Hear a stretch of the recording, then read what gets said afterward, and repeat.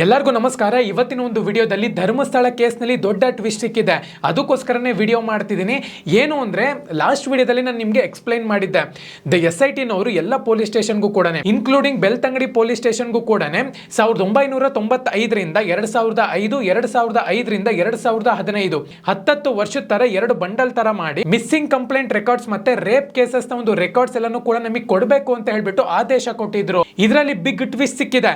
2000ದಿಂದ 2015 ತನಕನೂ ಕೂಡ ಆ ಒಂದು ಟೈಮ್ ಫ್ರೇಮ್ ನಲ್ಲಿ ಇರುವಂತ ಒಂದು ರೆಕಾರ್ಡ್ಸ್ ಎಲ್ಲ ಕೂಡ ಎರೈಸ್ ಮಾಡಿದೀವಿ ಅಂತ ಹೇಳಿ ಖುದ್ದಾಗಿ ಪೊಲೀಸ್ನವರು ಹೇಳಿದ್ದಾರೆ. ಅದು ಕೂಡ unidentified death record Belthangady police ನಲ್ಲಿ 2000ದಿಂದ 2015 ಟೈಮ್ ಫ್ರೇಮ್ ನಲ್ಲಿ ಇರುವಂತ ಎಲ್ಲಾ ರೆಕಾರ್ಡ್ಸ್ ಕೂಡ ಎರೈಸ್ ಮಾಡಿದೀವಿ, ಗೌರ್ಮೆಂಟ್ ಇನ್ಸ್ಟ್ರಕ್ಷನ್ಸ್ ನಾವು ಫಾಲೋ ಮಾಡಿದೀವಿ ಅಂತ ಹೇಳಿ ಬೆಳ್ತಂಗಡಿ ಪೊಲೀಸ್ನವರು ಹೇಳಿಕೆ ಕೊಟ್ಟಿದ್ದಾರೆ. ಇಲ್ಲಿ ಏನಾಗಿದೆ ಅಂದ್ರೆ ಒಂದು ಆಕ್ಟಿವಿಸ್ಟ್ ಬಂದ್ಬಿಟ್ಟು RTI ಅಪ್ಲಿಕೇಶನ್ ಫೈಲ್ ಮಾಡಿದ್ರು.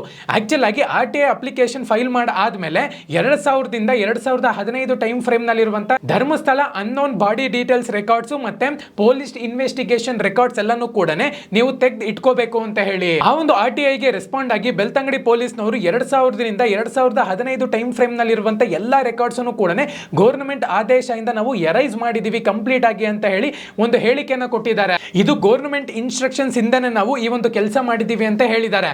ಗೌರ್ಮೆಂಟ್ ಇನ್ಸ್ಟ್ರಕ್ಷನ್ಸ್ ಇಂದ ಈ ಒಂದು ಕೆಲಸ ಮಾಡಿದೀವಿ ಅಂತ ಹೇಳಿಕೆ ಕೊಟ್ಟಿದ್ದಾರೆ ಅಂದ್ರೆ ಗೌರ್ಮೆಂಟ್ ಯಾರನ್ನ ಬಚಾವ್ ಮಾಡಕ್ಕೆ ಹೊರಟಿದೆ ಇದರಲ್ಲಿ ಅಂತ ಹೇಳಿ ಖುದ್ದಾಗಿ ನೀವೇ ಡಿಸೈಡ್ ಮಾಡ್ಕೋಬೇಕು. ಇವಾಗ SIT ತನಿಖೆನಲ್ಲಿ ಬಾಡಿ ಐಡೆಂಟಿಫೈ ಆದ್ರೂ ಕೂಡ ಅದ್ ಯಾರ್ದು ಬಾಡಿ ಅಂತ ಹೇಳಿ ಒಂದು ರೆಕಾರ್ಡ್ ಇರಬೇಕಲ್ವಾ. ಆ ಒಂದು ರೆಕಾರ್ಡ್ ಎರೈಸ್ ಆಗಿದೆ ಅಂದ್ಮೇಲೆ ಅನ್ನೋನ್ ಬಾಡಿನ ಯಾವ ರೀತಿ ಅವರು ಐಡೆಂಟಿಫೈ ಮಾಡ್ತಾರೆ ನೀವೇ ಹೇಳಿ. ಒಂದ್ ವೇಳೆ ಆ ಒಂದು ಬಾಡಿನ ಆಚೆ ಕಡೆ ತೆಗೆದ್ರು ಕೂಡ ಆ ಒಂದು ಬಾಡಿನ ಐಡೆಂಟಿಫೈ ಮಾಡಕ್ಕೆ ರೆಕಾರ್ಡ್ಸೇ ಇಲ್ಲ. ಇದೆಲ್ಲ ನೋಡಿದ್ರೆ ನನ್ಗಂತೂ ಪ್ರೀ ಪ್ಲಾನ್ ಅಂತ ಅನಿಸ್ತಿದೆ. ನೋಡೋಣಂತೆ SIT ತನಿಖೆ ಯಾವ ರೀತಿ ಹೋಗುತ್ತೆ ಅಂತ ಹೇಳಿ. ಇವತ್ತಿಂದ 9, 10, 11, 12, 13 ಇಲ್ಲಿ ತನಕನೂ ಕೂಡ ಗುಂಡಿ ತೋಡೋದು ಪ್ರಕ್ರಿಯೆ ಸ್ಟಾರ್ಟ್ ಆಗುತ್ತೆ. 9 ಪಾಯಿಂಟ್ ಇಂದ 13 ಪಾಯಿಂಟ್ ತನಕನೂ ಕೂಡ ಗ್ರೀನ್ ಸ್ಕ್ರೀನ್ ನ ಹಾಕ್ಬಿಟ್ಟಿದ್ದಾರೆ.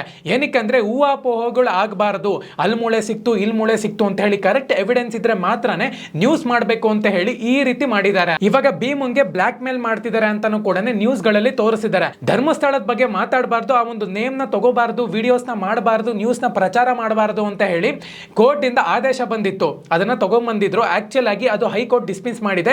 ಯಾರು ಬೇಕಾದ್ರೂ ಕೂಡ ಸತ್ಯವಾಗಿರುವಂತ ಒಂದು ಮಾಹಿತಿನ ನ್ಯೂಸ್ ನಲ್ಲಿ ಪೋಸ್ಟ್ ಮಾಡಬಹುದು ಅಂತ ಹೇಳ್ಬಿಟ್ಟು ಮಾಹಿತಿ ಕೊಟ್ಟಿದ್ದಾರೆ. ಇದೊಂದು ತುಂಬಾ ಜನಕ್ಕೆ ಯೂಸ್ ಆಗುತ್ತೆ ಅಂತಾನೆ ಹೇಳ್ಬೋದು. ಸತ್ಯ ಹೊರಗಡೆ ಬರಕ್ಕೆ ತುಂಬಾ ಉಪಯೋಗ ಆಗುತ್ತೆ. ಚಾನಲ್ಗೆ ಸಬ್ಸ್ಕ್ರೈಬ್ ಮಾಡ್ಕೊಳ್ಳಿ. ಇದೇ ತರನೇ ಯೂಸ್ಫುಲ್ ಇನ್ಫಾರ್ಮೇಶನ್ ತುಂಬಾ ಕಮ್ಮಿ ಟೈಮ್ ನಲ್ಲಿ ಅರ್ಥ ಆಗೋ ರೀತಿ ನಿಮ್ಗೆ ಎಕ್ಸ್ಪ್ಲೈನ್ ಮಾಡ್ತೀನಿ. ಎಲ್ಲರಿಗೂ ಕೂಡ ಧನ್ಯವಾದ. ಧರ್ಮೋ ರಕ್ಷತಿ ರಕ್ಷಿತ.